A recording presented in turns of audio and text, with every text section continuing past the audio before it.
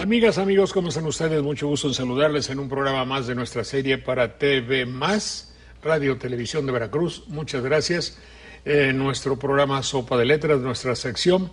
Y saludo con mucho afecto a mi querida amiga Juanita Robles. Juanita, mucho gusto, buenos días, ¿cómo le va? El gusto es para mí, don Jorge, me va muy bien afortunadamente y lo saludo con gusto, cariño y demás. Muchas gracias. Mucho gusto, Armando Ortiz, ¿cómo te va? ¿Cómo estás, mi querido Armando? ¿Qué tal, Jorge? Buenos días al auditorio. Saludo al maestro Manuel Munguía. Manuel, ¿cómo te va? Buenos días. Bien, Jorge, buenos días. Después está junto a él el señor licenciado representante del Vaticano en México, Daniel Méndez Vivanco. Don Jorge, como siempre, lo saludo con afecto. Gracias, muy amable, mi querido Daniel.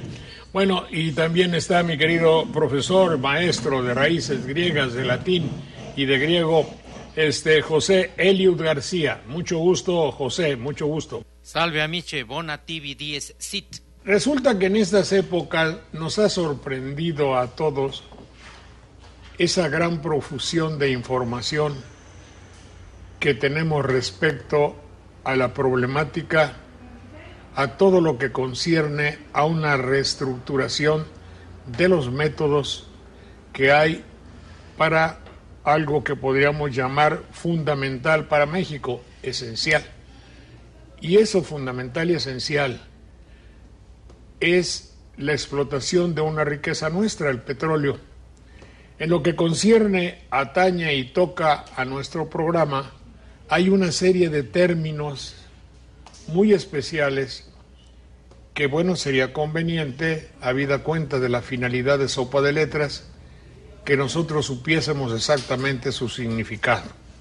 Vamos a hablar de toda la terminología, de todo el léxico que concierne al área del petróleo, y del petróleo con lo que está implícito en su extracción, en su elaboración, manejo, trasiego, y aquí ya hay varias palabras que habría que explicar, y desde luego su comercialización. Estamos en un mundo comercializante o comercializado, y luego en el beneficio que puede redundar para la ciudadanía, para el pueblo, para la empresa. Total que aquí ya van como 10 palabras que hay que clarificar muy bien. Porque lo que para usted es una empresa, a lo mejor para mí no. A la mejor para usted, empresa es algo muy deleznable, terrible, y yo si soy empresario, pues digo, una empresa, haga lo que haga, es excepcionalmente buena, y el futuro está en las empresas, en el empresariado. Se deduce de ahí la palabra sindicato. ¿Sabe usted exactamente qué es un sindicato? Sí, como el de Pemex, como el de la maestra Elvester, como todo el sindicato. No, bueno, exactamente, bueno, vamos a ver. Adelante, jóvenes, si son tan amables. Manuel, ¿qué significa petróleo? Petróleo significa aceite de piedra o ubicado en la piedra, porque se encuentra efectivamente en yacimientos que generalmente están en el subsuelo, y se tenía la idea cuando se creó la palabra de que solo eran piedras donde estaba ubicado este aceite. Efectivamente es una materia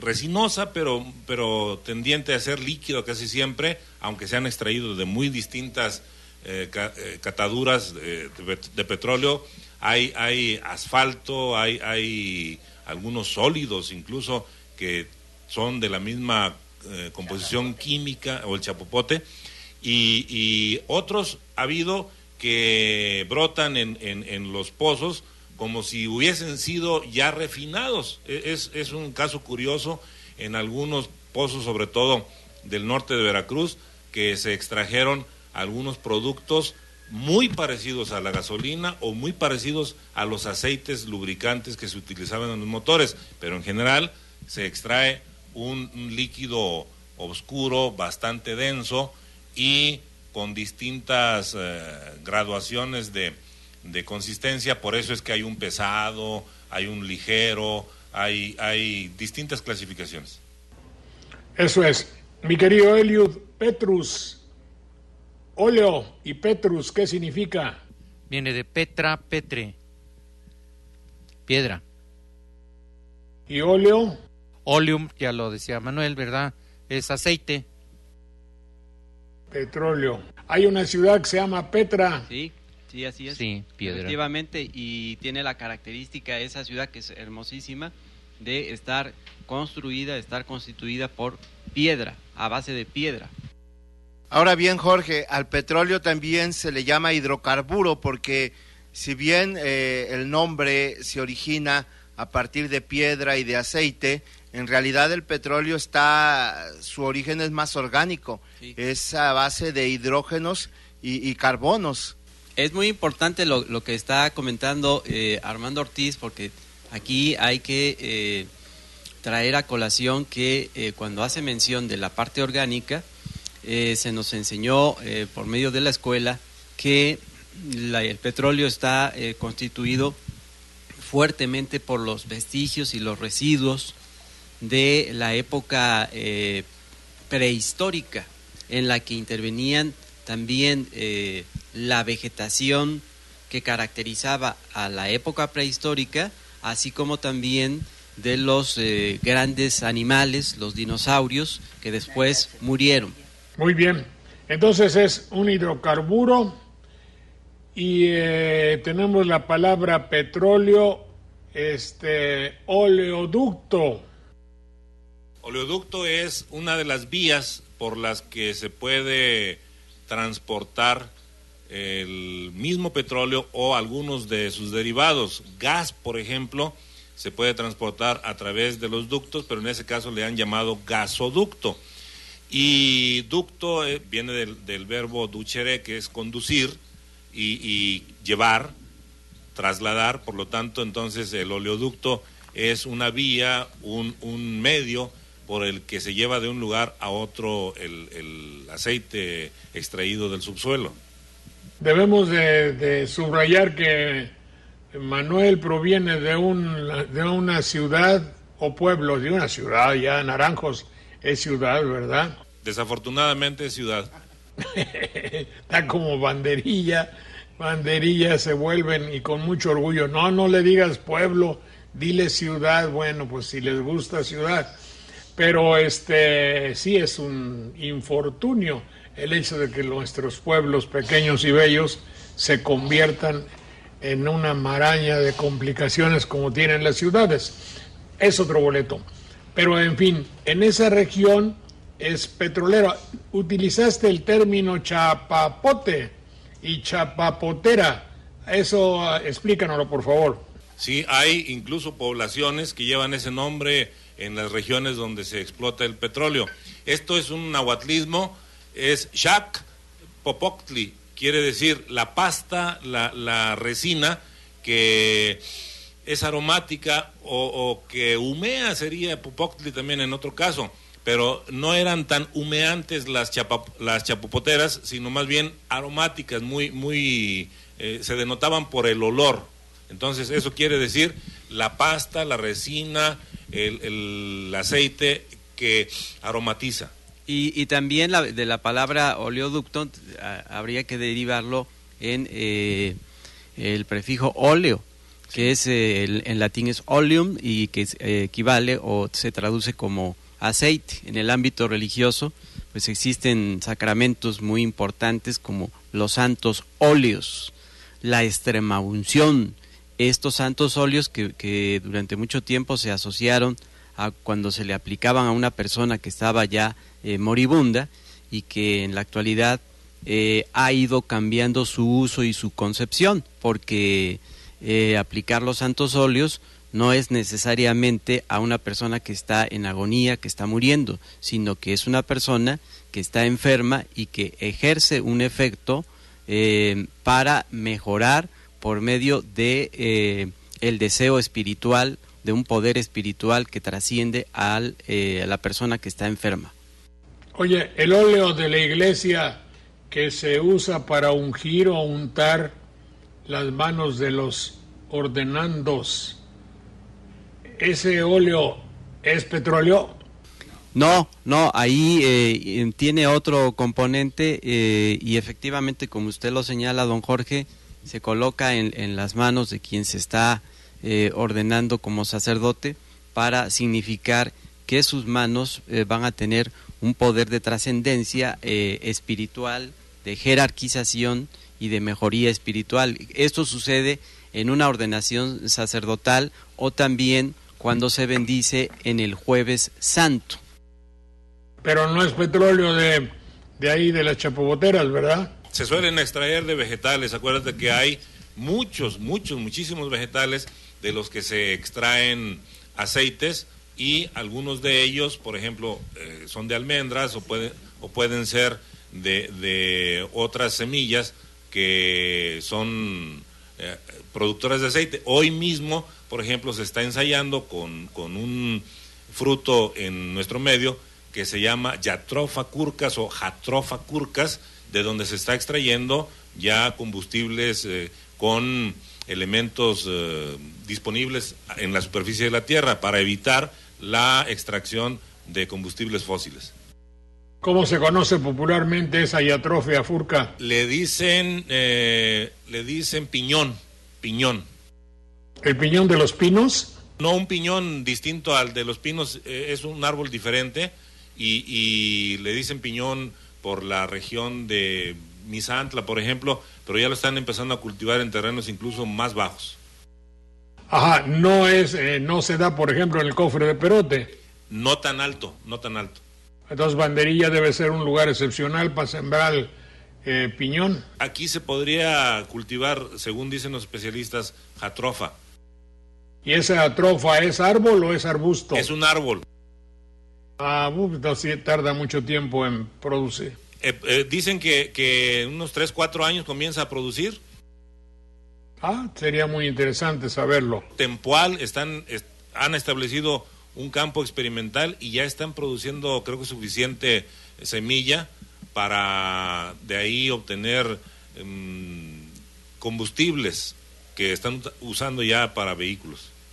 Oye, Jorge, hablando... Espérate, lo que yo he visto mucho es así, matas como un maguey delgado, como en Equén, ¿verdad? Ahí por las trancas para abajo. No, pero ese es agave, ¿no? Esa es para producir alcohol. Del que también se puede obtener un combustible útil para los vehículos de combustión interna, pero dicen que tiene algunas desventajas. El obtenido de vegetales también tiene sus desventajas, desde luego, pero, por ejemplo, del aceite que utilizamos en la cocina y que debemos confinar, se puede obtener también diésel y se puede obtener gasolina. Entonces hay muchos medios todavía que deberían explorarse antes de seguir escarbando la tierra como le hemos hecho. No, y el alcohol de agave, los carros no van directamente, sino que hacen muchas devaneos para manejarlo. Se emborrachan los carros. Elio, ¿qué me decías? Sí, mira, en la antigüedad, sobre todo en aquellas regiones áridas, en Judea, por aquellos lugares, escaseaba muchísimo el agua. Entonces, en las casas era algo muy común y corriente el que llegara alguien pues sucio del camino, sudando, y entonces en lugar de agua, pues escaseaba bastante, le daban óleo, o sea, aceite. Y entonces, ya que y el aceite, vaya que limpia mejor que el agua, Entonces se limpiaban las manos hasta la cabeza, los pies, etcétera, según fuera la importancia del visitante. Sin embargo, fíjate, en esas regiones el que quedaba limpio de las manos se decía que quedó, en griego se dice Christos, y de ahí va a derivarse la palabra Cristo, el que está limpio. Sí, que quiere decir también el ungido, y también de lo que está comentando Eliud se deriva y viene el porqué de la expresión sacudirse el polvo del camino.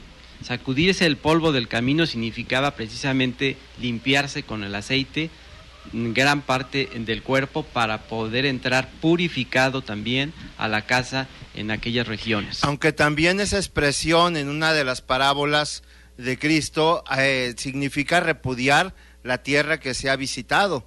Cuando una tierra, un pueblo no te ha recibido bien, no hay más que sacudirse el polvo y olvidar ese lugar, ¿sí? Jorge, otro punto que también habría que tomar en cuenta sobre el asunto del petróleo es el tema de los energéticos, porque cuando se habla de petróleo se está hablando de energéticos, porque el petróleo refinado da gasolinas, da diésel y da otro tipo de combustibles, pero no solamente son los combustibles los que se derivan del petróleo. Hay muchos derivados del petróleo que también entran en juego en esta reforma energética que se está planteando por parte del presidente de la República. Sí, ¿cómo qué? Bueno, las parafinas, aceites, los plásticos, por ejemplo, amoníacos, muchos derivados que se utilizan para utensilios en la casa, para la ropa también, muchos textiles se utilizan de derivados de petróleo. Las diferentes clases de gasolina, por ejemplo, la turbocina, ¿no? La de los aviones, que es más destilada, algo así. Todo eso tiene que ver con el petróleo. ¿A ustedes les gusta el petróleo para que sea una empresa, para que sea una industria, para que sea en México una fuente de riqueza? No sé, si yo conozco en la actualidad, y ese es un ejercicio que podemos hacer, una empresa, vamos a hacer una empresa, pues pensamos en una empresa, yo inmediatamente pienso en la fábrica de puros La Perla de Banderilla, ahí donde están ustedes. Y entonces veía yo lo que había en una empresa y en un sindicato. Yo me quedé un poco con la idea de que una empresa no tenía que ver con nada de servicio a la comunidad.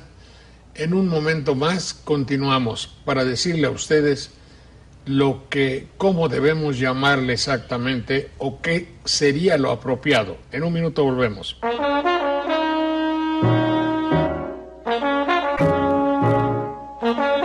Les decía yo que quisiera que me clarificaran sobre el concepto de lo que pueda ser su significado real, gramatical, qué significa una empresa, de dónde viene la palabra y si esto conviene a una institución como Pemex, vamos a llamarle en concreto. Adelante. Viene del verbo prehendere, que quiere decir tomar, atrapar, agarrar, y el prefijo em, que vendría a significar unión, juntos, hacer esa toma. Es decir, la empresa originalmente es una toma conjunta de una responsabilidad. Por lo tanto, no era un término peyorativo en su origen. Ya cuando evoluciona la sociedad y el capitalismo agarra los caminos que hemos observado, sobre todo en los últimos 2 siglos, ya se empieza a desdeñar un poco el término de empresa como para quejarse de algo.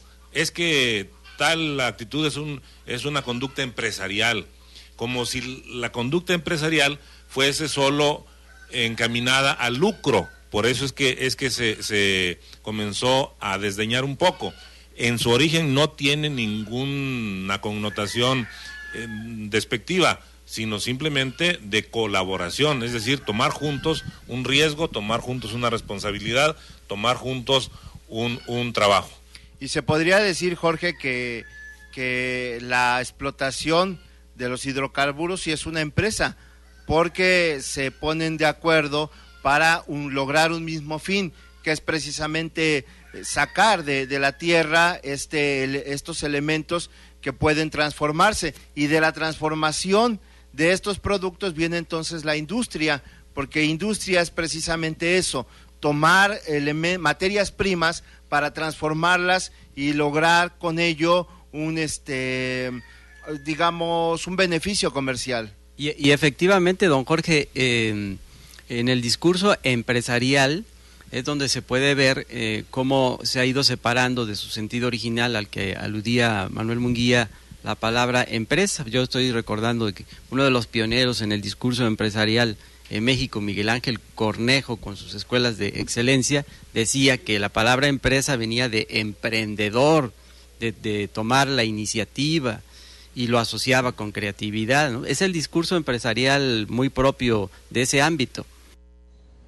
Claro, lamentablemente a nosotros nos han llegado los rescoldos de el significado original de las palabras y de las instituciones que dieron lugar a esas palabras. Ustedes me han enseñado a mí que, por ejemplo, un déspota no era un hijo de toda su madre, sino que era un individuo que gobernaba el despotado, y él se le llamaba, no sé por qué, ya no me acuerdo, el déspota. ¿Qué otro había? Un sátrapa. Sátrapa. Era un individuo que dirigía o gobernaba una satrapía. Ahora, también me han enseñado, o supe, y ahora lo reconfirmo, que una empresa es algo de utilidad, que puede ser muy noble, pero lamentablemente las empresas que en la actualidad, unidas con aspectos desbocados publicitarios, hacen que yo compre imbecilidades, hacen que tenga necesidades que en realidad no tengo, hacen que yo me convierta en una máquina compradora sin necesidad. Y eso es lo que nos, un hombre que tiene desde 1950 para acá la obsesión de gran parte del mecanismo comercial de México estriba en esa lucha terrible por vender, independientemente de que con mi venta yo haga bien, mal o peor. Y formo parte, evidentemente, de una empresa. Nunca pude ser un empresario. Y cuidado que recibí todas las indicaciones para que fuese yo empresario. Mi preparación era, dice, aprende a tomar bien, juega golf, juega, ¿cómo se llama esa cosa? Judo, porque los empresarios, se firma el contrato en el golf o en el judo. Anda, ve al círculo de industriales que te inviten, habla, cómprate ropa, quítate el diente de oro, en fin, todo lo que fuese convencer para un fin estrictamente mercantil, independientemente del bien o mal que se cause con esa venta no controlada. Y se empezó a manejar todo un lenguaje, como usted bien ya lo está señalando, don Jorge, todo un lenguaje empresarial. De ahí tuvo énfasis ese asunto de los propósitos, de los objetivos, de los fines, de la calidad, de la excelencia, del rendimiento, muy propio de ese ámbito empresarial y de ese discurso empresarial, todo un lenguaje que se ha venido configurando. Sí, en esos dichos, ahorita estoy apuntando algunos. Dime. Fíjate, Jorge, que cuando hablas de eso, es muy cierto, porque existe en México lo que se llama el Consejo Coordinador Empresarial. Y si tú recuerdas, en elecciones pasadas se acusó a este Consejo Coordinador Empresarial de llevar a cabo una guerra sucia en contra de un candidato a la presidencia de la República. Y esa era una empresa, por decirlo así, sucia, que ellos estaban llevando a cabo y que los definía exactamente como son. Estaban, digamos, reunidos para un mismo fin, echar abajo la candidatura de una persona que les incomodaba. Por eso, pero eso lo ves tú, pero la realidad es que para ellos es un trabajo noble, es algo dignamente empresarial. Sacar a un peligro de México, decían ellos. Claro, obviamente, pues se dice lo que se quiera, todo está justificado en aras de lo primero que yo me acuerdo, que era con invitados norteamericanos que llegaban a la empresa donde yo prestaba mis servicios, era: el tiempo es dinero. Eso se traduce todavía en la televisión en la actualidad, cuando ve usted a un a un locutor que dice: oiga, señor licenciado, gracias por su tiempo. ¡Pa la madre! Es decir, usted hizo una inversión en dinero, puesto que el tiempo es dinero, y usted me dio algo valioso. No es cierto, ya quiero que te largues, entonces gracias por tu tiempo.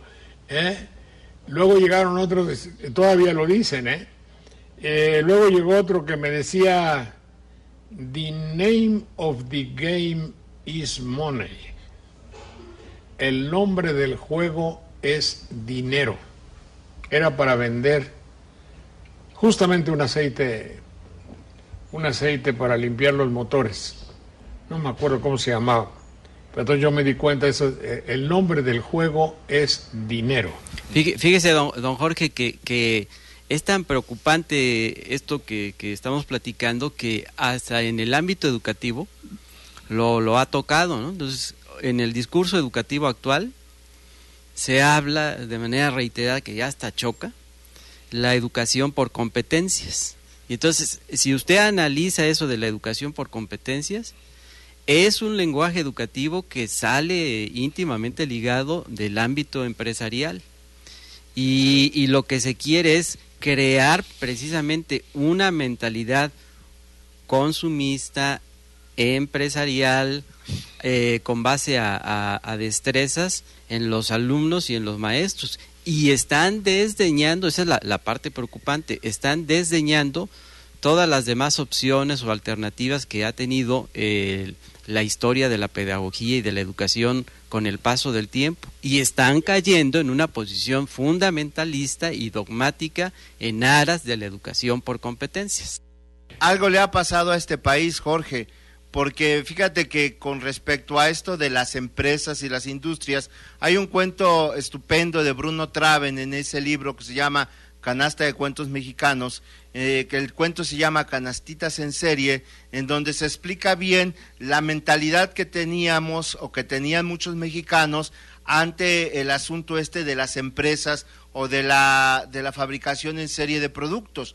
Un norteamericano llega, le encantan unas canastas de artesanía que hace un hombre y le pregunta cuánto cuestan, y las canastas tienen un precio mínimo, pero cuando le pregunta cuánto cuestan las canastas, si las hace por docena o si las hace por centenas, el precio aumenta de cada canasta.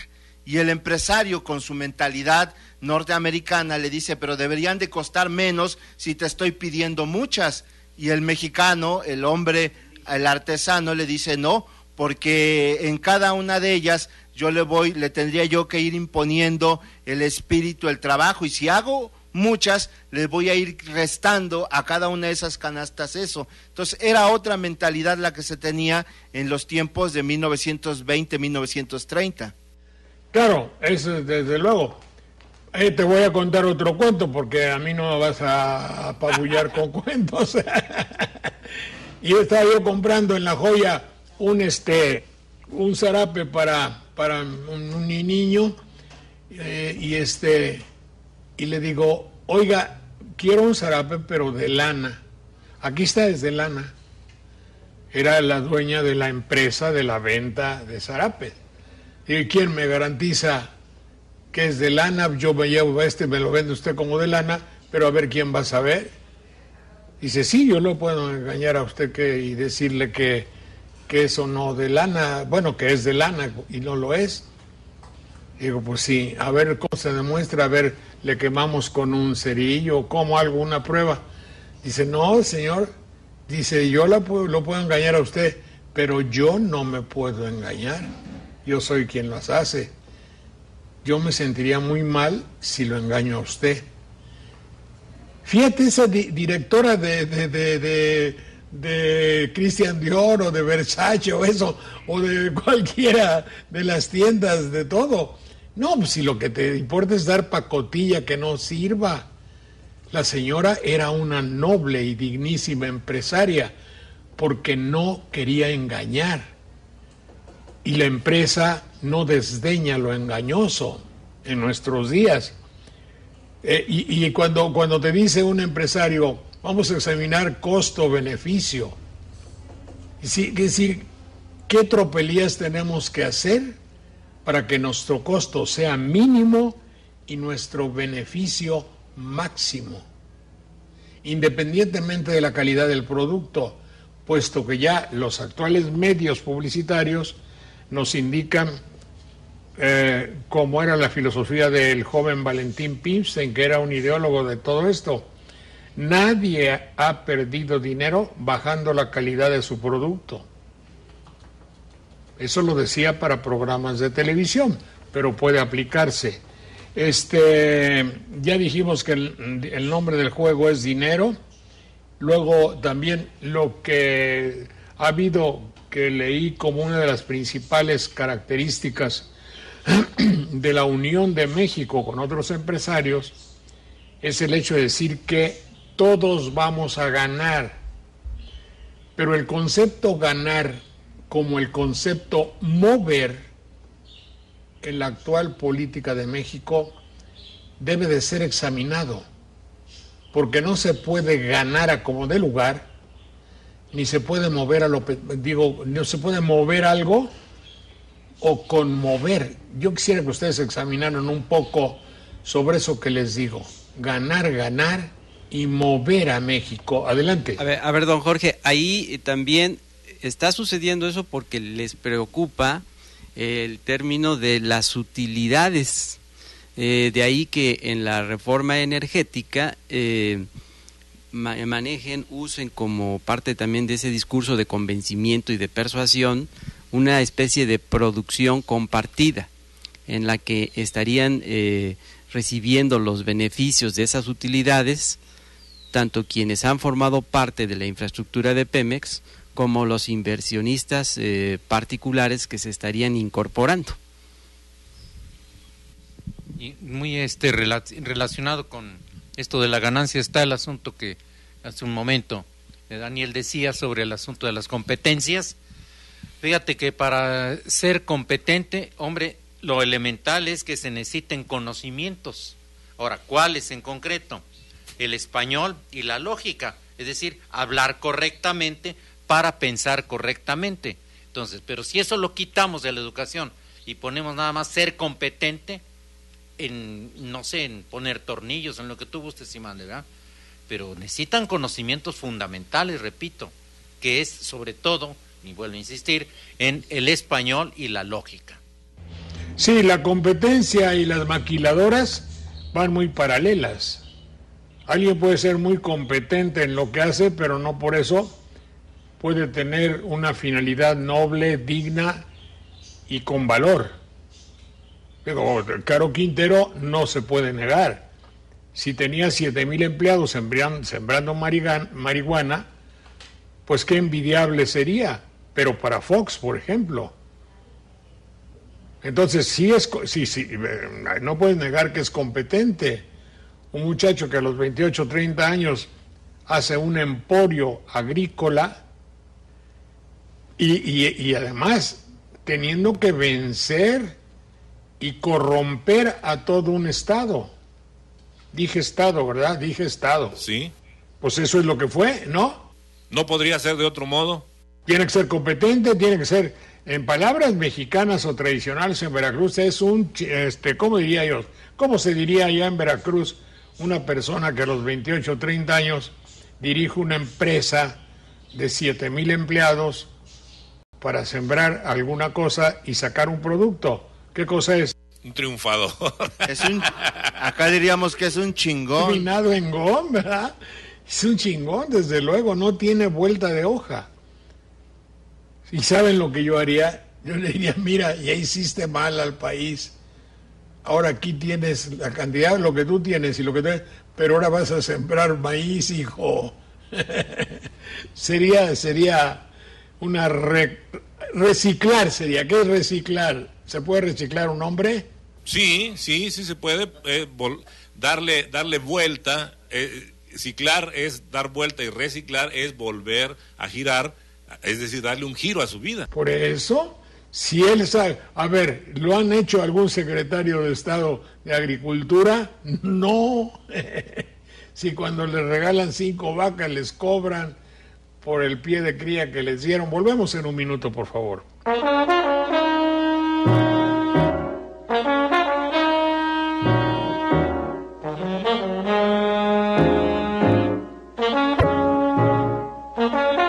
Lo que acabamos de decir en el anterior segmento se provocó un poco por la idea que yo propuse a mi secretaría de trabajo y a mí también. Entonces, hagamos alguna consideración sobre el concepto de empresa. Sí, las palabras van siguiendo caminos a veces un poco sinuosos y pasan de ese sentido noble original que tenían a uno despectivo y peyorativo. Y ya cuando, por ejemplo, dicen, ¿a qué te dedicas? A la política. Ah, híjoles, y te haces a un lado, ¿no? O soy empresario, y también como que tienes tus reservas.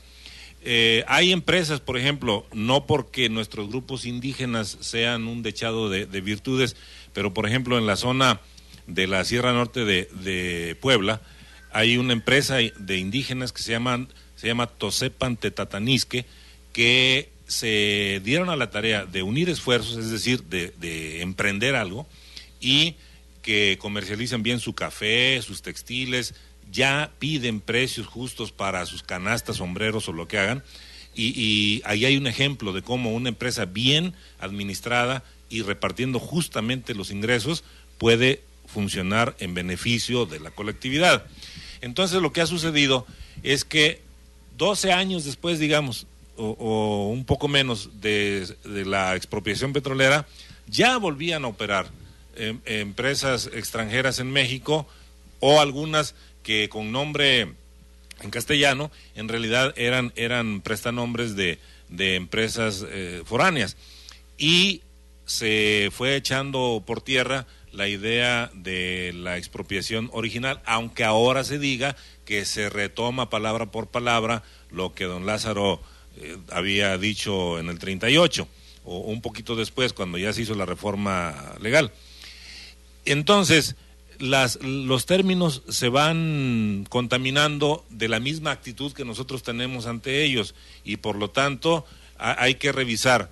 Las empresas que han trabajado para Pemex, pensemos en Charmex a finales de los años 40, principios de los 50, otra que se llamaba Inversiones, que tenía nombre en español, pero que era operada por extranjeros, o una que se llamó Lazo, que también operó en el rumbo de Poza Rica y Potrero del Llano. No iban a beneficiar a los trabajadores. Traían, por ejemplo, en los equipos, en las cuadrillas, un trabajador alemán, un polaco, un estadounidense y 3 mexicanos, pues ganaban más los extranjeros que los mexicanos. Es decir, ellos nunca han venido, ni siquiera los mismos empresarios mexicanos, a trabajar en beneficio de quienes les ayudan a obtener la riqueza que están buscando, sino a obtener un beneficio personal, un lucro o un beneficio particular. Luego, se sabe, y esto es de uso muy corriente entre los petroleros, en las regiones donde hay un movimiento muy grande de camiones, de equipos rentados por Pemex, etcétera, le dicen al encargado, a ver, vas a reportar que los 300 camiones de esta empresa están trabajando hoy. oiga, pero es que hay 2 en el taller. No, usted le pone ahí que 300 y mire, yo le doy un óvulo, no, yo le doy una mordida para que usted reporte que están trabajando. Y están ganando miles de pesos diarios, aunque no estén trabajando. Entonces, se ha saqueado a Petróleos Mexicanos. No es que sea ineficiente por sí misma, ni que las gasolinas se hayan encarecido por su cuenta, ni que el costo de exploración, explotación, distribución se haya encarecido nada más porque sí, sino porque toda una cadena de corrupción ha operado en la industria. Luego, a los trabajadores les cobran en muchas ocasiones por firmar un contrato de 28, de 30, de 90 días, y cuando llegan, por ejemplo, al equipo donde se perfora un pozo, dicen, oye muchacho, apúrate porque tenemos que sacar la tubería o tenemos que cimentar el yacimiento, lo que sea. No, señor, si yo aquí no vine a chingarme, porque así dicen, no vine a chingarme, yo vine a desquitar lo que me cobraron allá por contratarme. Y una serie de cosas así que podemos ir explorando, que nos dan cuenta de que lo que ha habido es un manejo ineficiente y lleno de corrupción, que ha hecho también que la empresa caiga en la condición en que está ahora. Siempre se ha caído, don Jorge, siempre se ha caído en los extremos. Yo estoy recordando cuando Manuel cita el caso de organizaciones e incluso todas las instituciones que han salido y emanados después de la Revolución Mexicana, pueden ser y bien pudieran ser prístinas, pero lo que pasa es que precisamente la corrupción ha tocado a esas instituciones y se han ido a los extremos. Allá en la zona de Huatusco muchas agrupaciones, muchas empresas que se formaron en torno a la producción del café. Soy testigo del gran trabajo que les ha costado, que les costó salir adelante, porque un factor más, aparte de la corrupción, la burocratización, impedía el crecimiento de estas empresas, sobre todo de las comunidades rurales, de las comunidades indígenas. Ahora bien, en el caso de Pemex, cuando yo hago mención de que se vive en los extremos, pues el asunto del corporativismo, ¿qué ha provocado, qué ha hecho? Pues que existan sueldos estratosféricos, entonces la riqueza no está bien distribuida por esos sueldos estratosféricos, tráfico de influencias, y eso va provocando que se genere todo un círculo vicioso con todos los problemas que conlleva. Manuel puso el dedo en la llaga. Eso obviamente se me adelantó, como siempre, a lo que queríamos plantearles a ustedes. Se agrega a todo eso cuando se puede leer, dicho por las propias autoridades, que en el trayecto de donde está el petróleo a los lugares donde se refina o donde se vende o a donde tenga que llegar, pues hay 1,275 tomas clandestinas. Eso no se puede mantener de una manera milagrosa o providencial, y que yo tenga que, si yo mido 1 litro de lo que me venden, mida nada más 800 o 900 mililitros, y así por lo consecuente. Y además que esto me sucedió, estaba en Jalapa y no me acuerdo, ahí por el Museo de Antropología o algún lugar de esos, y vi un joven muy fuerte, lleno de vitalidad, deportista, y le pregunté qué hacía. Dice, pues ahorita yo estoy ya arreglando mi jubilación de Pemex. ¿Cómo jubilación? ¿Darás tu entrada a Pemex? No, se estaba jubilando cuando muchos hombres empiezan a trabajar, él ya estaba tramitando su jubilación. Entonces, díganme ustedes exactamente si han escuchado en todos estos procesos el capítulo relacionado con el combate a la corrupción. Y de paso, díganme qué es corrupción. Pero mira, previamente a esto yo me hago esta pregunta que va relacionada también. Me pregunto, ¿el petróleo es en verdad nuestro o de un grupúsculo? Me suena también a que ganó México. No es cierto, yo no gané nada, ni siquiera el que va, porque se perdió y invirtió no sé qué tanto, y ese día no comieron sus hijos con tal de ir a un partido de fútbol. Hablábamos de la palabra corrupción. Corrupción viene de ruptus, romper, cum ruptus, es decir, totalmente roto, lo que ha sido destruido o apartado de sus funciones normales está corrompido o es algo corrupto. Y efectivamente hay que recordar otros casos, y estos están documentados en el servicio médico de Pemex, por ejemplo. Hay personas que se volaron un dedo, así intencionalmente, porque decían, oye, por el meñique pagan tanto, por el anular tanto, por el medio esto, por el índice, pero por el pulgar pagan mucho, decían. Y hubo quien se lesionó a tal grado que tuvieron que amputarle el dedo para cobrar una indemnización por ese, dicen ahí, riesgo de trabajo. Entonces, esa es una muestra más. Otra es la de los trabajadores que se arreglan con el médico con una botella o con un billete y dicen, doctor, me voy a enfermar 3 días. Sí, cómo no, adelante, y se va enfermo. Bueno, ha habido casos como el siguiente y están documentados. Un individuo que trabajaba en la perforación en Tabasco y que era del rumbo de Tantoyuca, por allá, dijo, oye, al jefe inmediato, voy a ir a mi tierra unos días. Sí, cómo no, ya sabían que el arreglo era un billete de por medio. Viajó a su tierra y pasaron los días y lo seguían ahí pasando como asistente, pero por desgracia murió en el camino, y el que le había dado el permiso no se dio cuenta hasta que le dijeron, oye, estás pasando como asistiendo al trabajo a este señor, y aquí está el acta de defunción, ¿sí? Luego, hubo familias, y dice mi papá, que es jubilado de Pemex, que de ahí comenzó la práctica de llamarlos a una revista periódica, al servicio médico de Pemex, y dice que cada vez que llega ahí les canta, todavía no me muero, dice. De Claudio Estrada. Es que dice que hubo una familia que se murió el jubilado y no lo reportaron, siguieron cobrando el salario del señor jubilado después de que había muerto, hasta que un buen día dijeron, oiga, y don fulanito, ¿por qué no ha venido a cobrar? Y siempre manda a un representante. No, pues es que don fulanito ya se murió hace muchos meses. Bueno, muchas cosas como esa, robo de gasolina directa, así no por los ductos. Y a propósito de los ductos estos que ordeñan, lo tiene que hacer una persona que sepa de ese trabajo.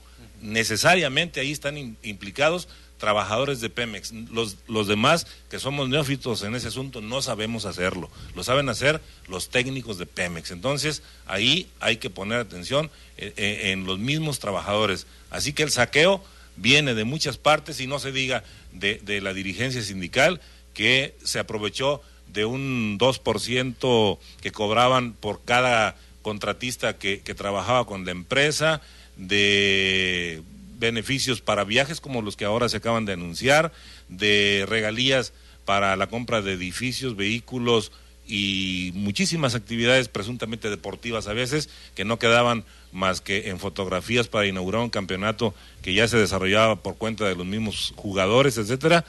Y búscale, y ahí encontramos mucho. Estas historias de corrupción, Jorge, que menciona Manuel, se multiplican en todo lo que tiene que ver con la empresa petrolera. Si bien este país es corrupto en muchas latitudes, en Pemex se volvió un asunto verdaderamente obsceno. Y sin embargo, Jorge, conociendo cuál es el verdadero problema, dónde está la corrupción, en la reforma energética que tengo aquí a la vista, no hay ningún rubro que señale el abatir los estados de corrupción. No se toca al sindicato, que es uno de los grandes problemas por los cuales esta empresa es ineficiente. Tímidamente el punto número 4 dice que se mejorará la transparencia y que se procurará dar cuenta de la operación de los haberes de Pemex, pero esa es una postura tan tímida que nos deja entender que así como el IFAI ha funcionado para que sepamos de las cuentas públicas, así puede servir esta iniciativa para que sepamos todo eso que sabemos los que hemos estado cerca del desarrollo de la industria petrolera por azares de parentesco o de lo que sea, y que a mí me tocó trabajar unos 2 o 3 contratos eventuales porque era costumbre ir a trabajar en las vacaciones o lo que fuera de chamaco. Pero decían, hey muchachos, calmados, no te van a hacer un monumento ese tanque era un tanque enorme.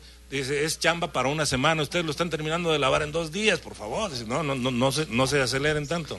Como tampoco, don Jorge, se ve bien, porque yo hablaba hace rato de los extremos.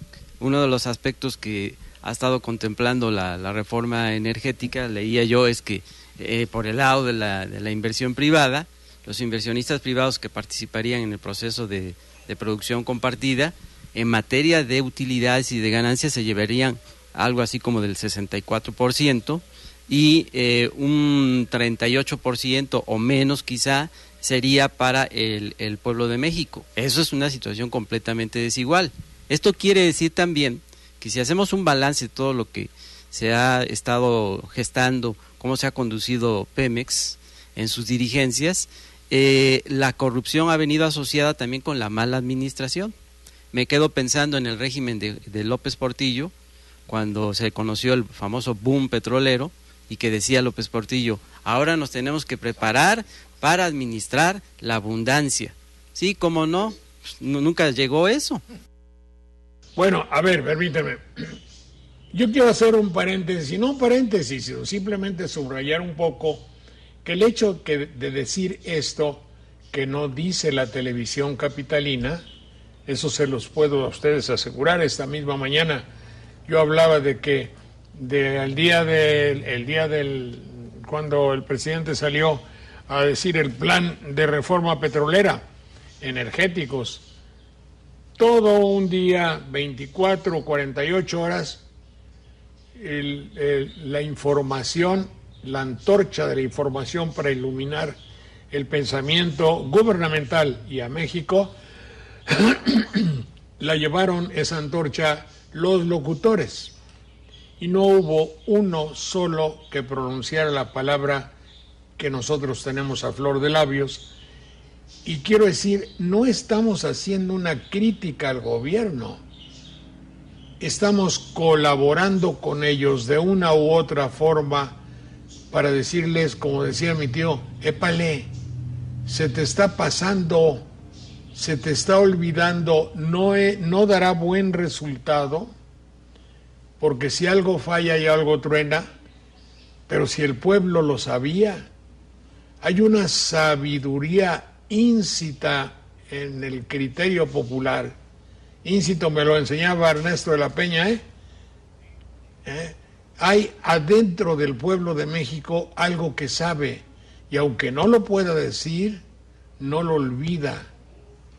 Y no podemos pasar de una manera inadvertida en el hecho de que todas estas reformas, esfuerzos, proposiciones, todas esas cosas que se emprenden, a lo mejor no están completas por falta de un criterio que vea lo que puede perjudicar. Volvemos en un momento.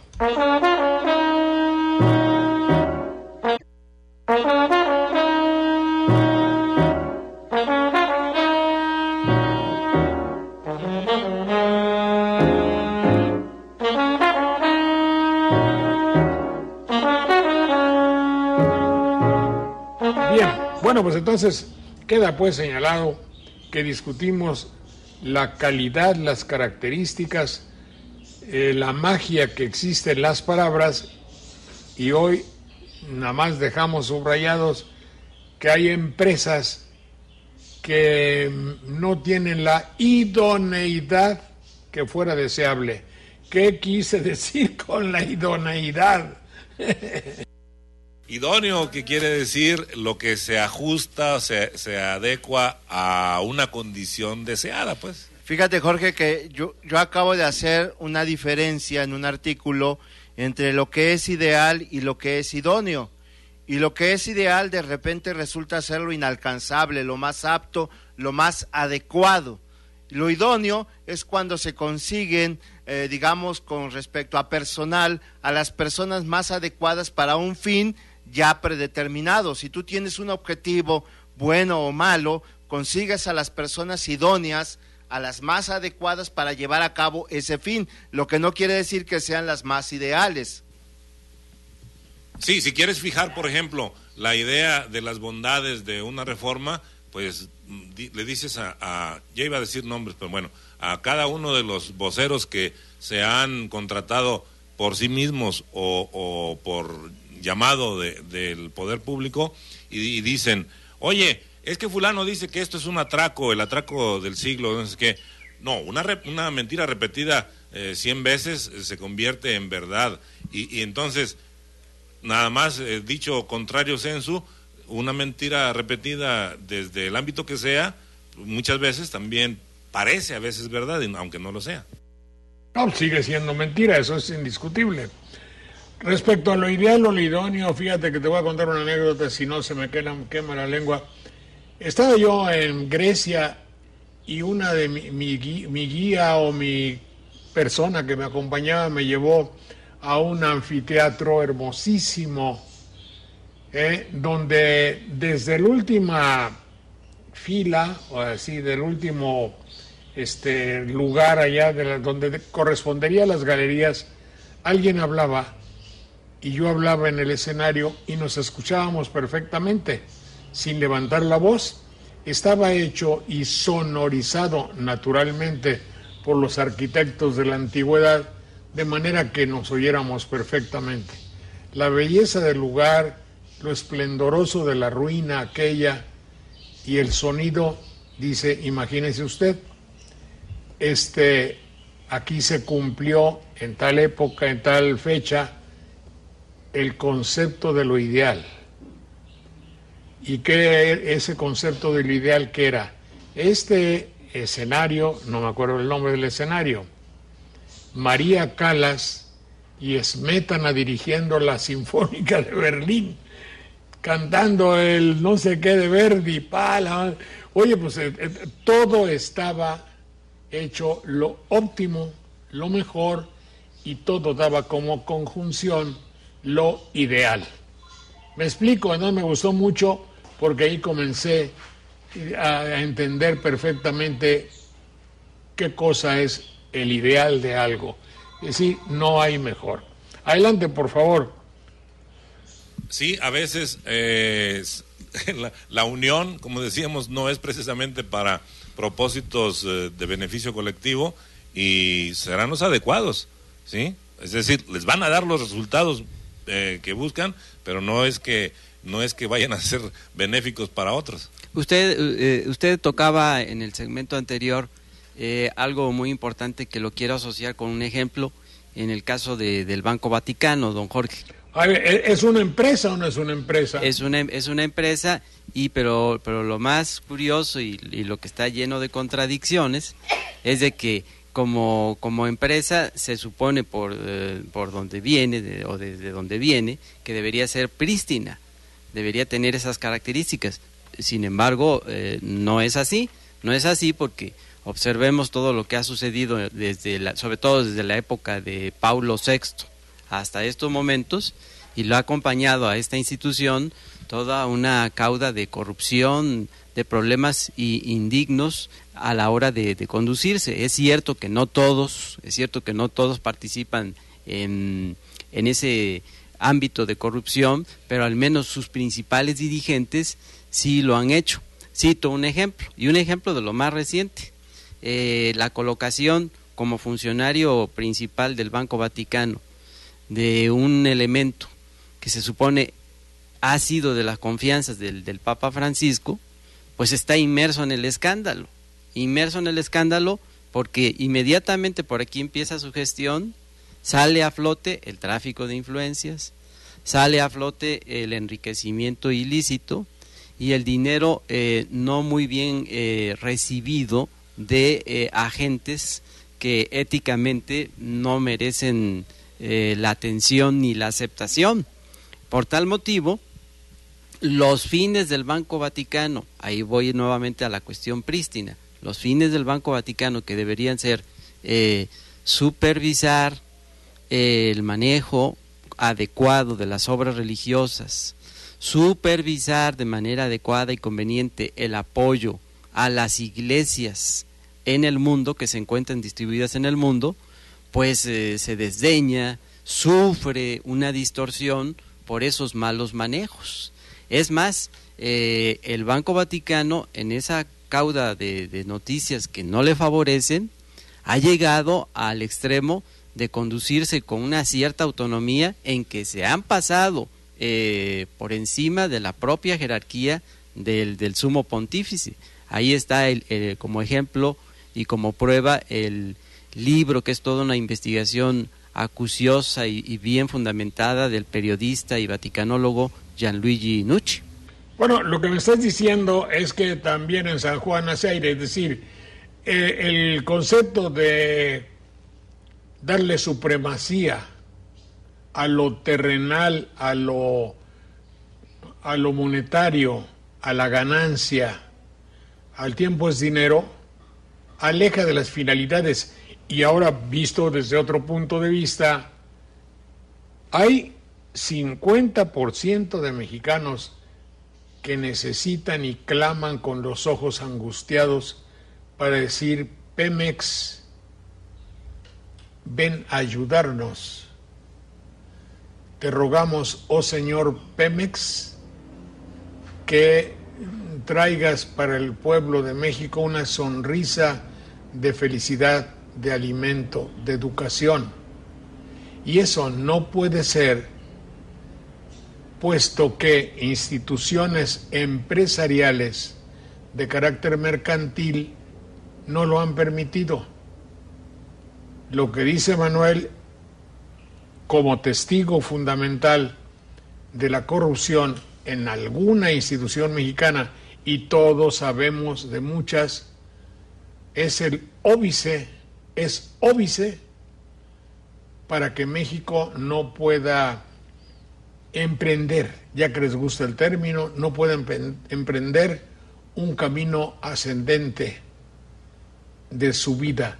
Y cuando se relega, y por ejemplo, como lo dices, mi querido Armando, que en todas las normas, estudios, proyectos de ley, reformas, proposiciones de las nuevas modalidades, no existe nada que tenga que ver con la honestidad, con el honor, con lo propio, con los valores, pero no solo los económicos, porque un valor económico que no está generado por un valor tradicional puede considerarse en un antivalor.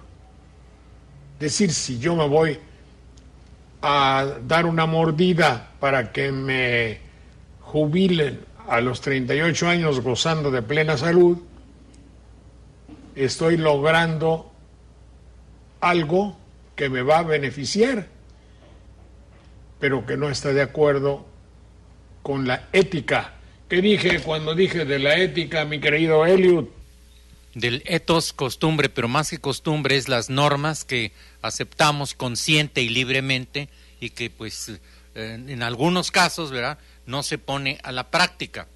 Entonces faltar contra la moral, es un inmoral, no es un falto de ética, porque la ética es una teoría o ciencia de la moral.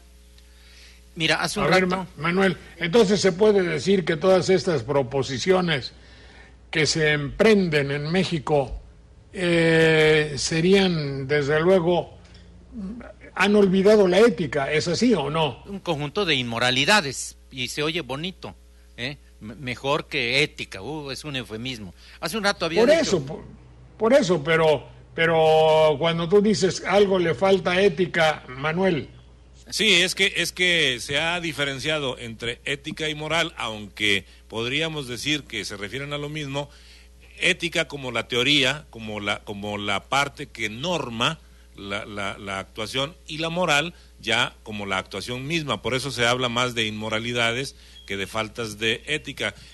Tienen sentido ambas formas, pero efectivamente ahí es un punto que no se ha abordado, y lo mismo Schlumberger, que Halliburton, que Permargo y que todas las que han operado ya desde hace años no han llegado a trabajar en la sonda de Campeche o en los yacimientos de tierra firme a beneficiar al país, han llegado a lucrar.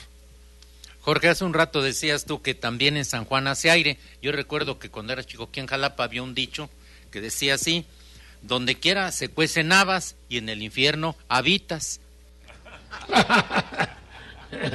Don Jorge, y a lo que preguntabas tú hace un momento con relación a la ética, don Jorge, precisamente la ética en su observancia hacia la acción humana, y que es donde podemos dimensionar cómo va aterrizando lo que estudia, pues es precisamente el buen comportamiento por parte del ser humano. Y cuando el ser humano se aleja del buen comportamiento desde esa perspectiva ética, es entonces cuando se distorsiona y se generan los problemas.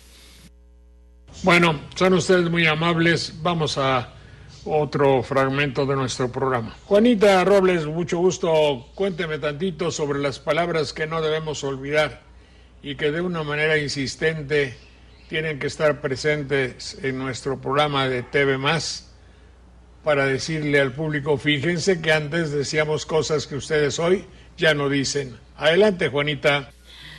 Bueno, primero un ligero comentario, don Jorge. Hay un libro que se llama Saber Leer, que desgraciadamente ahorita no recuerdo el nombre del autor.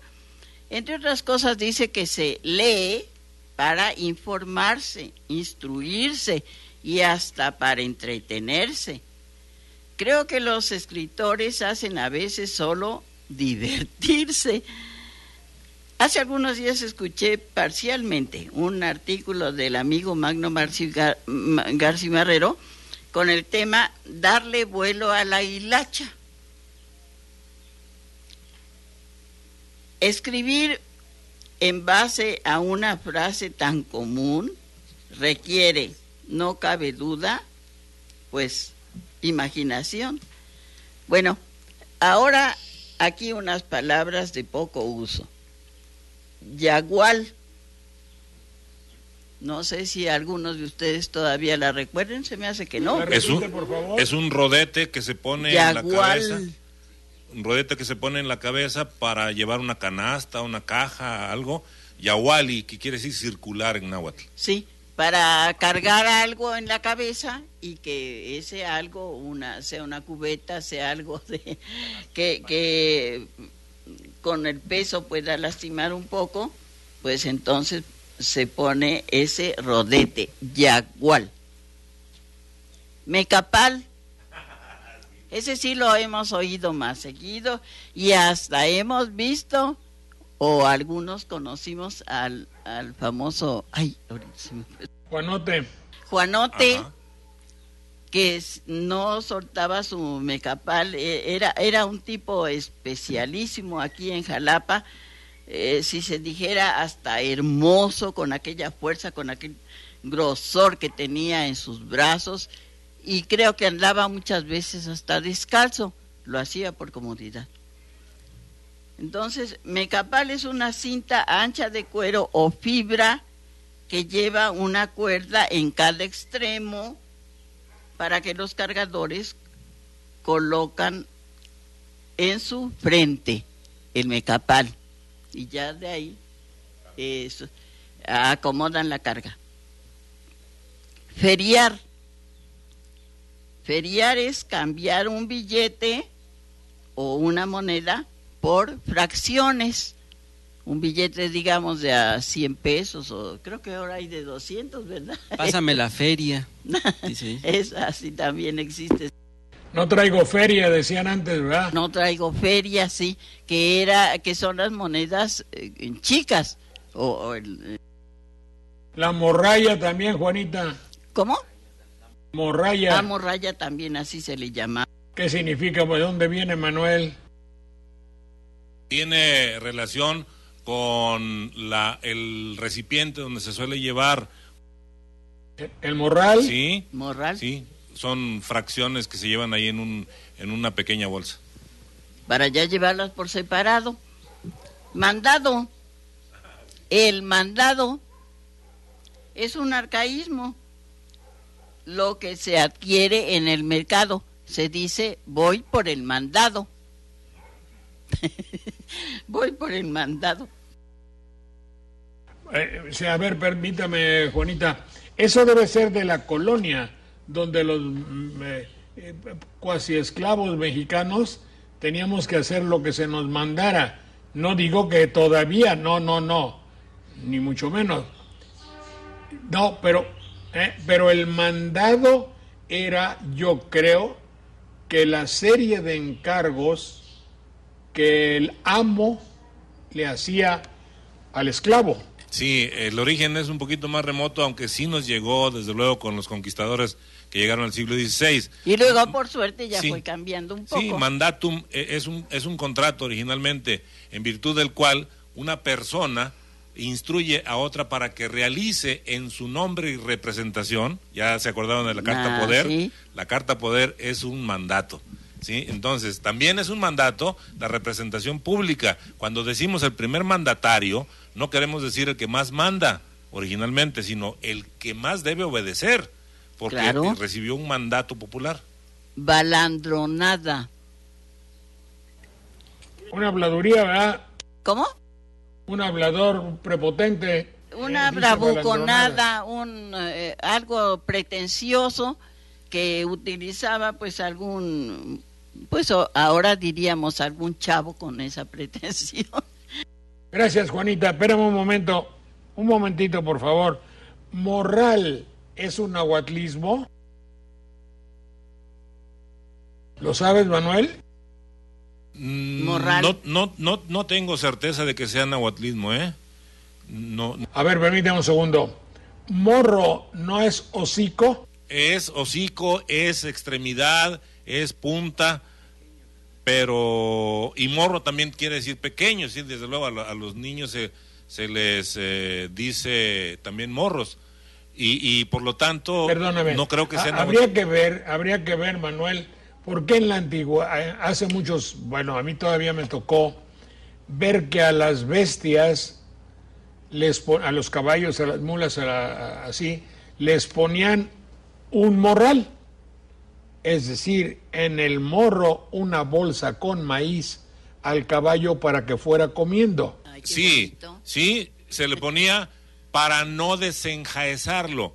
Cuando se dejaba, digamos, por poco tiempo Un rato. en el machero o en el lugar donde se le sujetaba para que el jinete fuera a hacer la compra o fuera por el mandado, Sí. se les ponía un morral con maíz o con algún otro alimento, de modo ahí que se ahí entretuviera comiendo. se mantuvieran tranquilos. Fíjate, de ahí se deduce que la palabra morral viene de algo que se pone en el morro.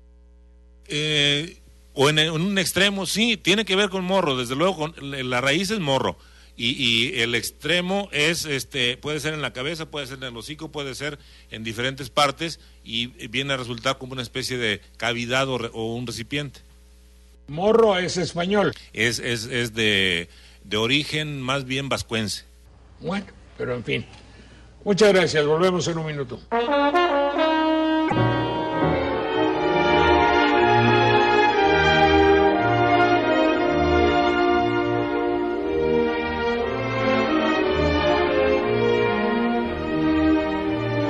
En 1938, obvio, yo era un niño. Entonces, no entendía yo muy bien la expropiación petrolera.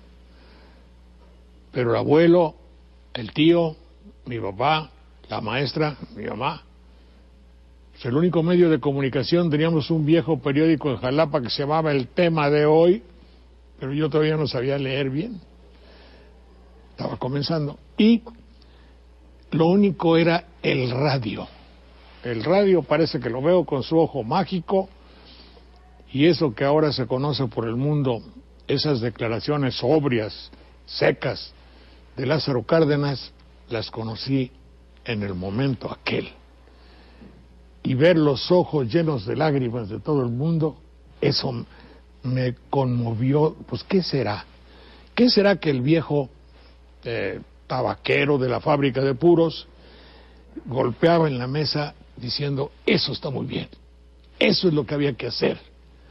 Voy pero ¿qué vamos a hacer en un rancho de 500 habitantes? ¿Qué acción se puede hacer para estar junto a las causas, ahora lo veo, de una nación?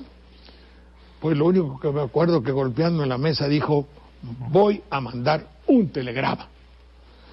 Pero yo, mandar un telegrama para mí se hacía como voy a declarar la guerra, voy a cañonear. Y debe haber toda la familia mandado un telegrama a Lázaro Cárdenas por la expropiación petrolera.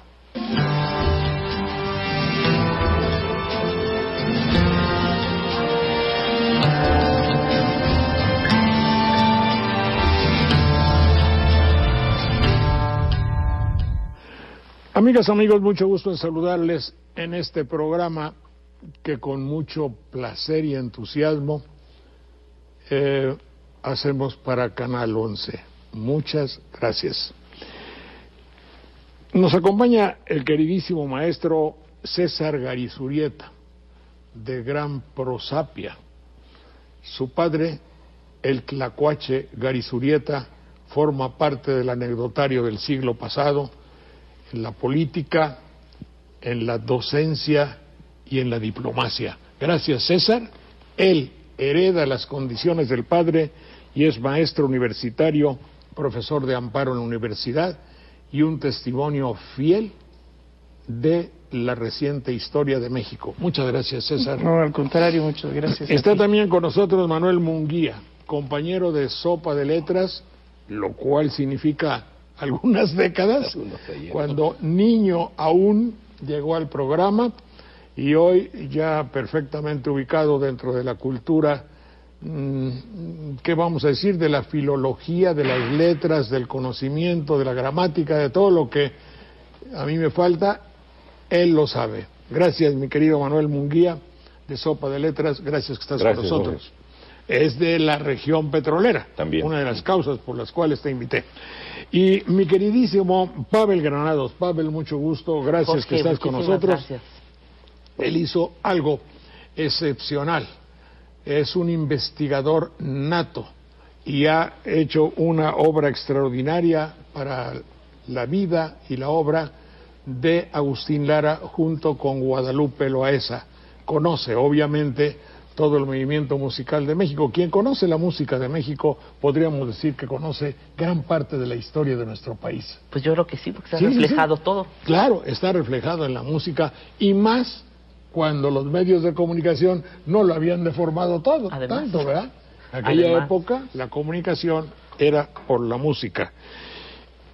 Le decía a mis amigos de Canal 11 que recientemente, ya hace como 6 o 7 años, hicimos en nuestra estación hermana y fraterna Radio Televisión de Veracruz una nostalgia musical del petróleo.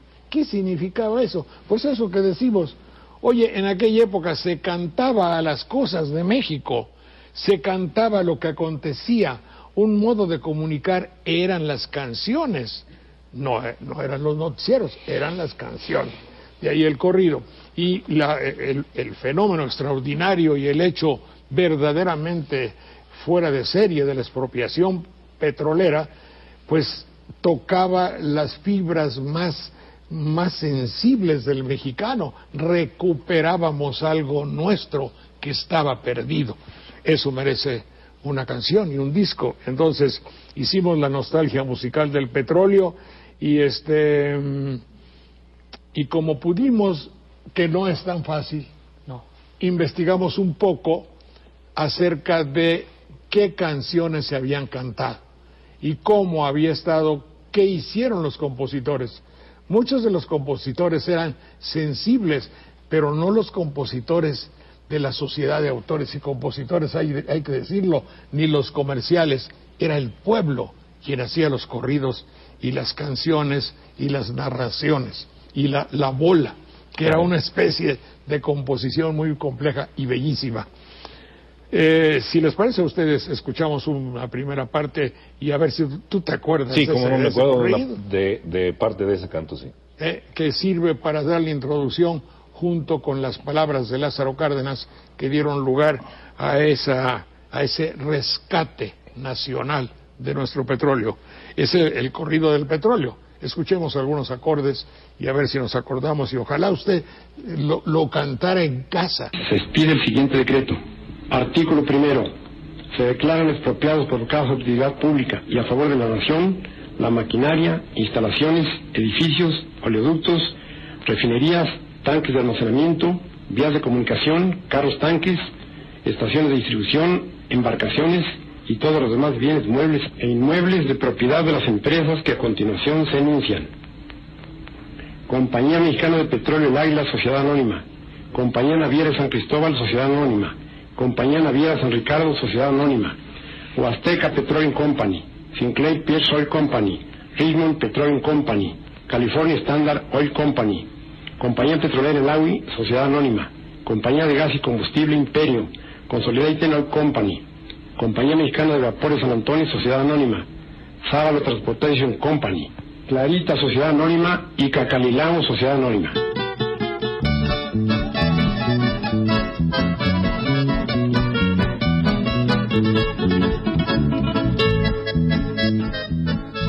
Se fueron ya muy lejos los grandes poderosos que nuestras lindas tierras vinieron a explotar. Dejaron ya los campos, los tanques y los pozos y el rico aceite negro que es producto nacional. Se van los extranjeros de Tuxpan y Tampico, de toda la Huasteca que abarca esta región. Magnates petroleros que aquí se hicieron ricos, pelaron todos gallos con la ley de expropiación.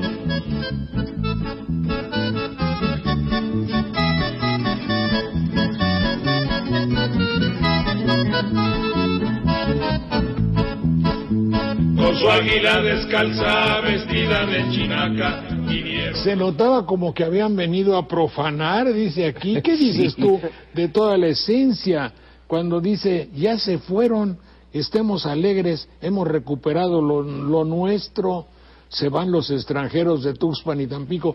¿Qué será esto así como rechazar mucho a lo extranjero? Más o menos esa idea es la que nos daban en las escuelas primarias, artículo 123, auspiciadas por Petróleos Mexicanos, donde estudiamos muchos niños de aquel entonces, y cerca que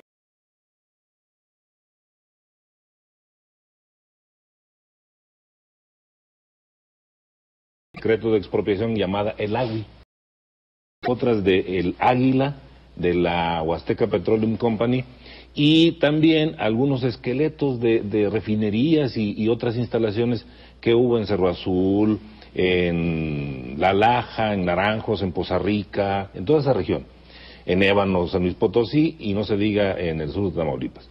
Efectivamente, eso era lo que nos trataban de infundir incluso los maestros en ese momento, para comprender de dónde habían nacido pueblos como ese donde yo crecí, que nació al fragor de la explotación petrolera.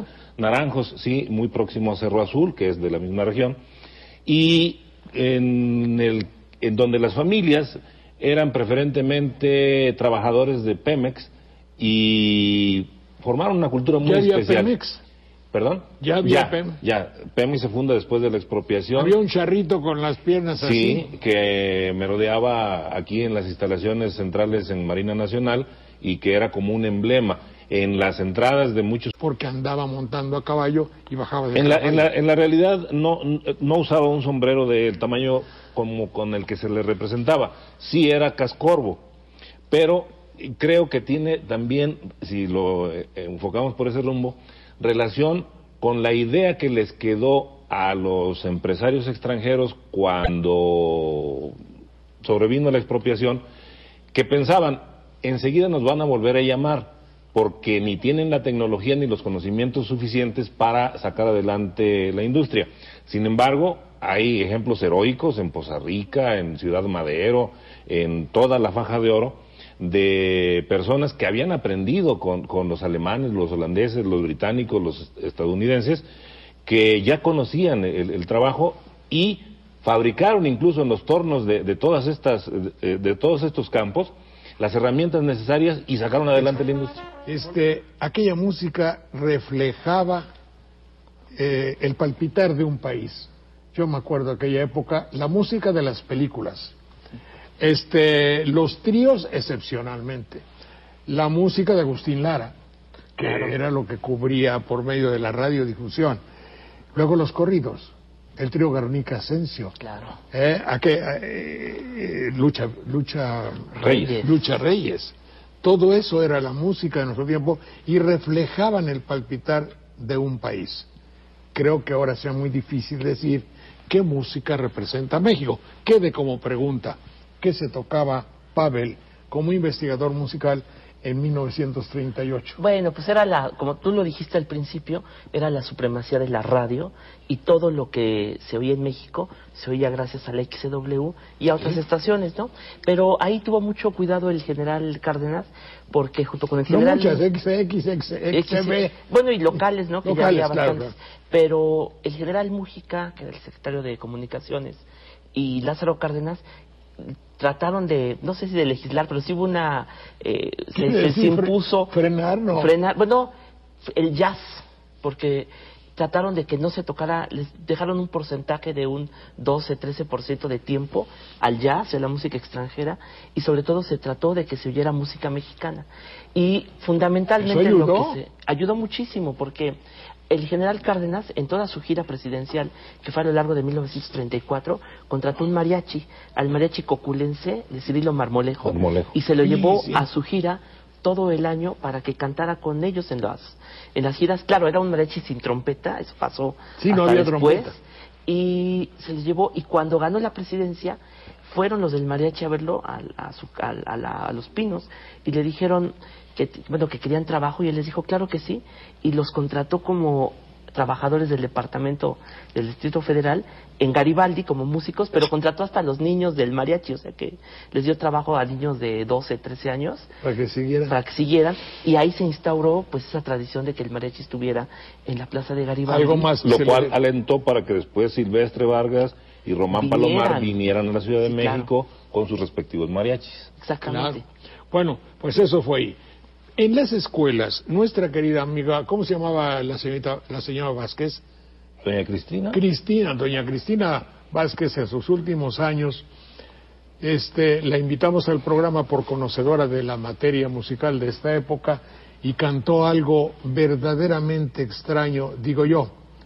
Si ustedes ven, puede ser una canción bélica, militar, revolucionaria, convoca campesinos, convoca a los que no tienen, a los pobres a desfilar. Ella la cantó como una canción surgida en la época de Cárdenas. Recordando lo que cantaban en la escuela, decía ella. Sí, era de la escuela. Yo quisiera algunos acordes, y tú me complementas, pero dile a nuestro público, por favor, esta clase de música bélica, bueno, como el himno nacional un poco. Claro. Sí, la marcha de esta orientación tiene mucho que ver, desde luego, con la actividad castrense, bélica, militar, porque es un refuerzo al trabajo que hacen los ejércitos, y es para alentar a las masas a ir a una lucha, y en este caso a proveerse de... No lo vayan a tomar en serio, ¿eh? No lo Adelante con doña Cristina Vázquez, ¿verdad? Que paz descanse. Adelante.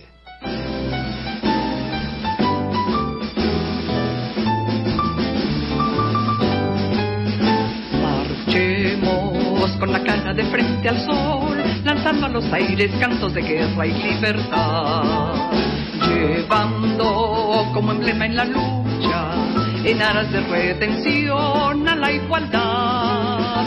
Soldados con obreros unidos van, llevando en sus filas al campesino por igual. En sus caras reflejan el contento de su alma cuando van a luchar por el ideal de la igualdad. De lejos ya se ve de la guerra el horrible resplandor y se oye con horror de las bocas del cañón en su tenaz contestación. Recientemente digo, porque de 1938, en esa vorágine y sucesión de líderes petroleros, hay una canción hecha a un líder, ¿verdad? Sí, muchas de ellas, pero por ejemplo, esta que elogia a la región sur de Tamaulipas, donde se instaló una refinería que adquirió mucho renombre y donde el sindicato petrolero también sentó sus huestes. Bueno, a mí me prometió, pero ya no hubo tiempo porque había que hacer este programa esta semana. Joaquín Hernández Galicia dice, tengo muchos corridos que me hicieron. Y yo no sé si este que se llama El Maderense se le hicieron ahí a él o a alguno de sus... En general, al trabajador petrolero. Al trabajador describe petrolero. describe un poco también el paisaje de Tampico, Ciudad Madero, que son una conurbación. Lo que hay que ver en esta canción, que obviamente yo no sé el autor, es su corte musical tan bello, tan penetrante y tan hermoso. Adelante con El Maderense. Yo soy de Ciudad Madero, soy maderense y soy vecino del mar. La brisa me da de frente, la brisa me da de frente cuando me pongo a cantar.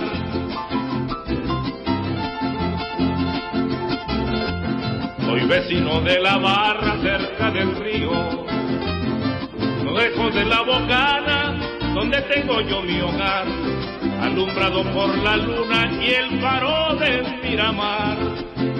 Ay, la, la, la, la, la, soy petrolero. Ay, la, la, la, viva Madero. Ay, la, la, la, la, la, soy petrolero. Ay, la, la, la, viva Madero. Bueno, aparte de la canción, la vitalidad musical de esa composición es extraordinaria. Bueno, es un guapango. Y el virtuosismo del guapango, y qué decir de la voz, que es mi compañero. ¿Qué decir, mi querido Bueno, yo Manuel? crecí entre guapangueros, no canto exactamente como ellos, pero pues algo se queda. Claro.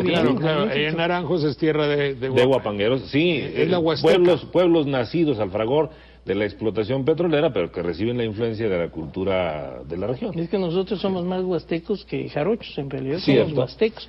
Para desgracia, nosotros éramos la salida de Puebla al mar hasta 1853. ¿Y tú de dónde eres? De Tuxpan. De Tuxpan, es la región, ¿no? Y éramos la salida al mar, éramos poblanos hasta 1853. Sí. ¿Tú no tuviste la suerte de ser veracruzano? No, desafortunadamente.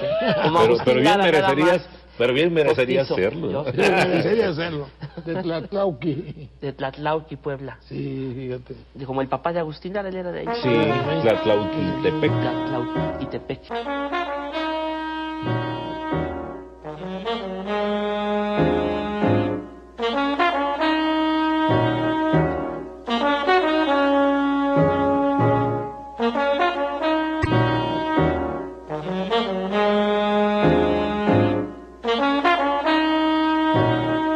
Bueno, esta canción que tuvo la gentileza de cantar mi querida Cristina Vázquez, me da mucha pena recordarla porque era una maestra con la abnegación natural de la maestra provinciana. Es decir, su finalidad no eran ni los sindicatos, ni decir la vida familiar, sino entregada a la enseñanza como una misión. Entonces le dio mucho gusto, porque ella ya grande y un poco enferma, yo la invité para que nos cantara canciones de la época petrolera que se ve que conocía y sentía. Entonces, cuando oí la colecta dije, oye, esta canción tiene muchísimo de belleza espiritual, aparte de sus excelencias como corrido. Y me encontré, y me lo afirmó, y como tal lo digo, a Antonio Abitia, que es investigador musical, me dijo, yo le puse la música. Se comprende que esta canción se perdió o queda por ahí, o que él la tomó en una especie de poema y le puso la música. Yo les he pedido a mis amigos de Canal 11 que a ver si hay la posibilidad, porque es el hecho de que había que colaborar para pagar la deuda. Y claro, no es lo mismo si va a colaborar un magnate de la revista Forbes o si un peón de su raya va a dar un óbolo, que así le llamaban, o aportación, ¿verdad? Las cantidades son diversas. Y aquí se ve evidentemente, esto sucedió, esto no es más que el reflejo de una realidad, había que colaborar para pagar la deuda. Esos telegramas que mencionaste. Para su contribución, para el favor del petróleo, por lo de la expropiación. Y de Mía, ¿qué vas a dar para la indemnización? Este relicario de oro, junto con mi corazón. Ensíllame mi caballo, que voy a la...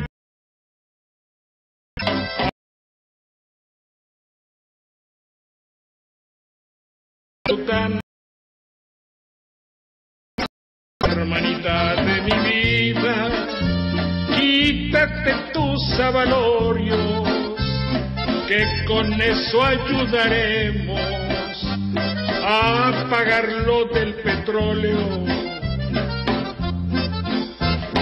Y unas señoras llorando, un anillo se quitó, que los años de liberación, años de grata memoria para toda la nación.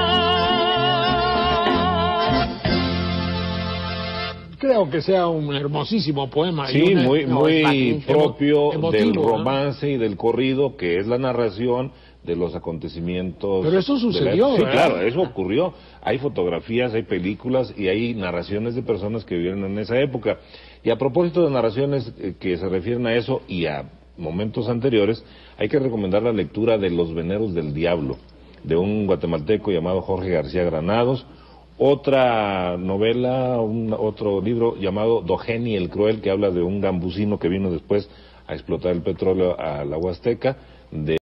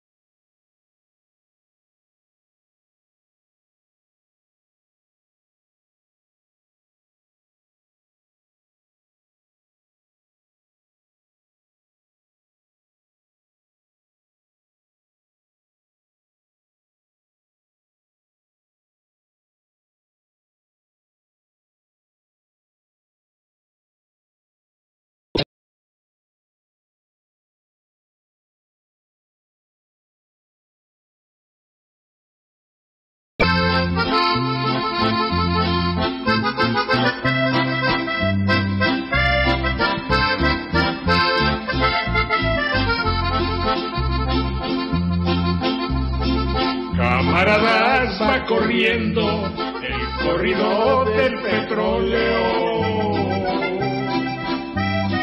Al fin llegó ese gran día, el que esperábamos todos. Fecha de inmensa alegría, aquí va empezando. 938 y el día 18 de marzo. Cárdenas, con los obreros, Cárdenas, con la justicia, conquistó para la patria, manejar su economía.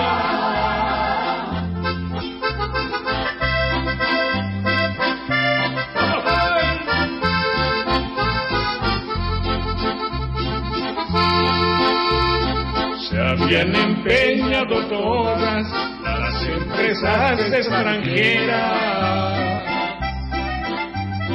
en no dejar ni un barril en nuestras chapopoteras. Cerro Azul y Zacamixtle, Juan Felipe y Palmasola, Poza Rica y el Chijol, Casiano y Mata Redonda.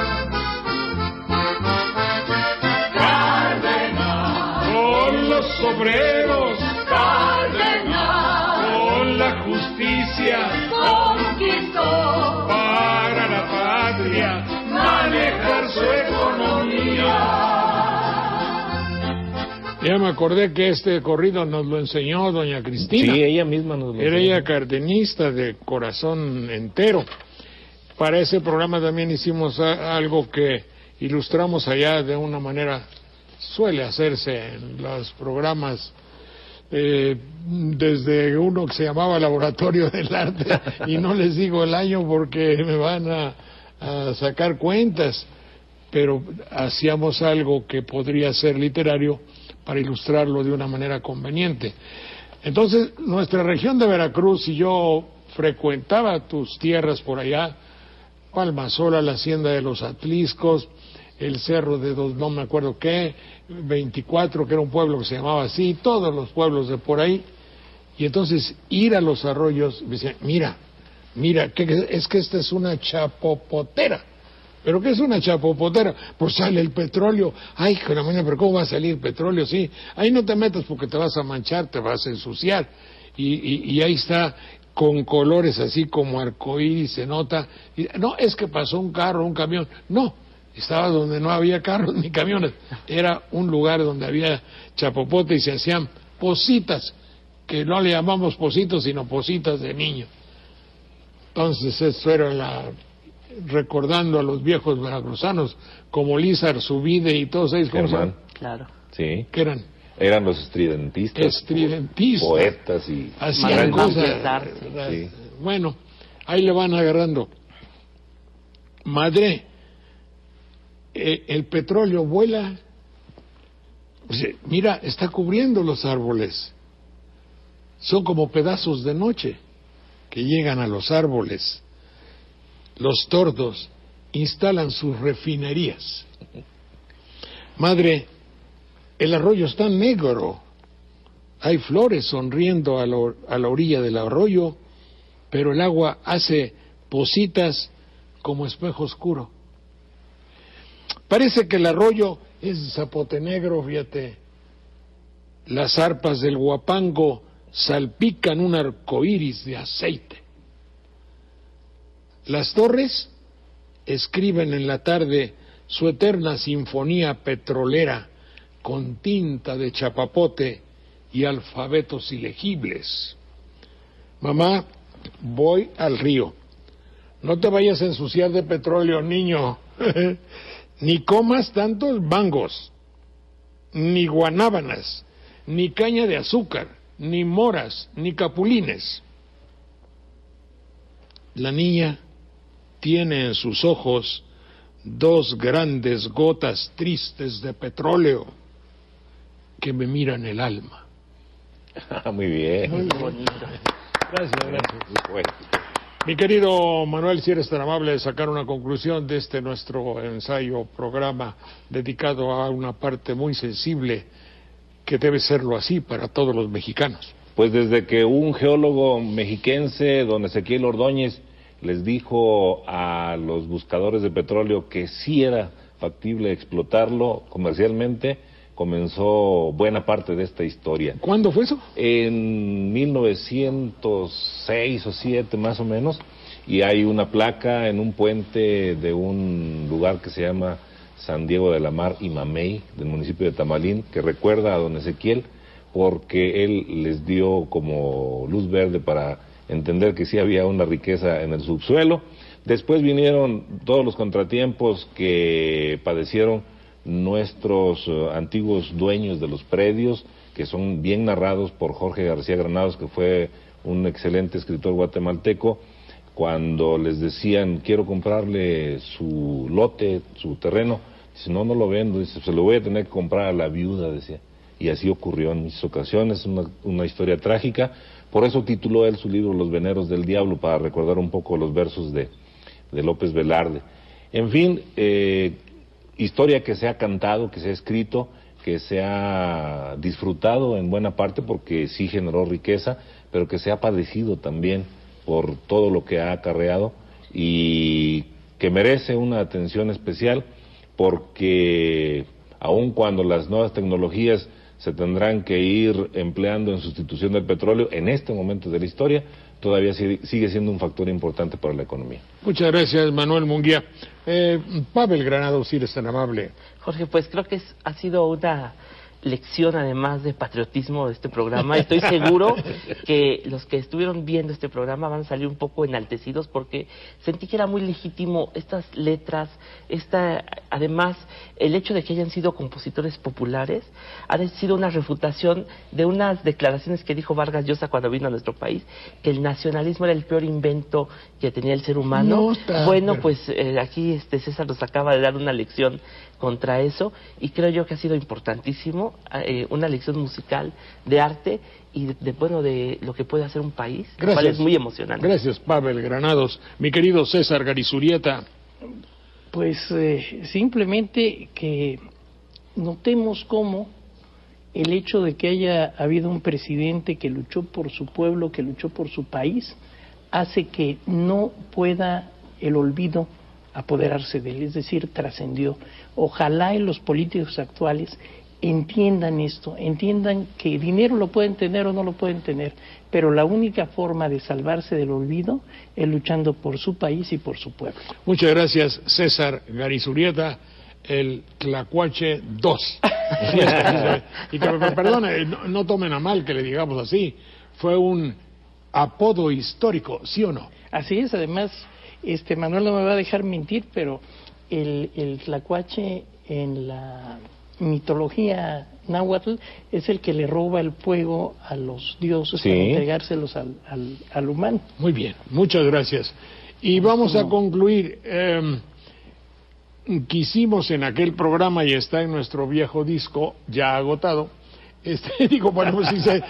nació agotado, hay una canción que tiene mucho de nacionalismo, creo yo, y que aunque sea de otro país, es la Guantanamera. Entonces dije yo, ¿por qué no hacer una Guantanamera al petróleo? Entonces con eso concluimos nuestro programa, con mi voto de afecto y gratitud para Canal 11. Muchas gracias a ustedes, muchas gracias a Canal 11, y este fue un programa que en alguna ocasión hicimos en Radio Televisión de Veracruz. Emisoras amigas, muchas gracias. Aquí está la Guantanamera petrolera.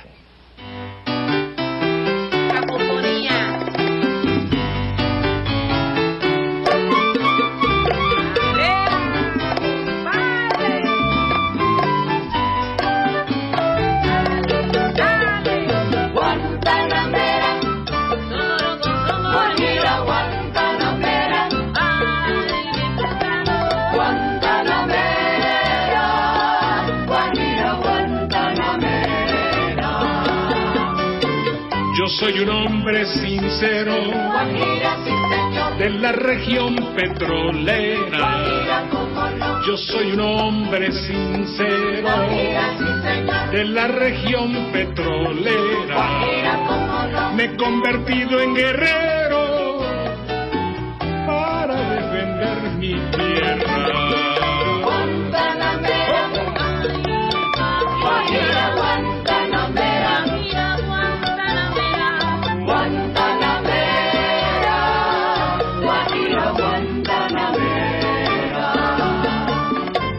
Hay muchos hombres serviles